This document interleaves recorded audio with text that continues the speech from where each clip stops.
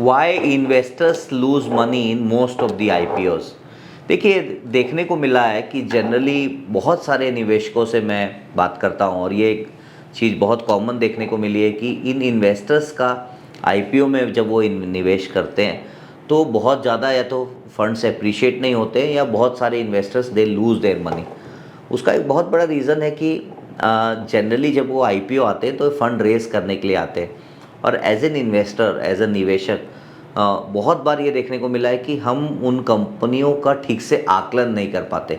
आकलन का कहने का तात्पर्य ये है कि हर एक कंपनी का एक फंडामेंटल होता है, उस फंडामेंटल को कई बार चेक किए बिना, because they are big names.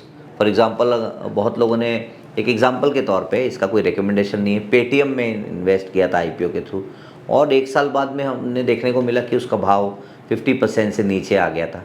लेकिन पेटीएम एज अ ब्रांड चूँकि बहुत सुना हुआ है, लोगों का आकर्षण बहुत ज़्यादा था और उन्हें लगा कि बहुत बड़ी कंपनी और ये बहुत बड़ी, इसमें 5 टाइम्स और 10 टाइम्स इन्वेस्टमेंट हो जाएगा। मुझे ये बात में कोई भी शक नहीं है कि पेटीएम आज नहीं तो 10 साल बाद ये 10 टाइम्स रिटर्न्स दे सकता है।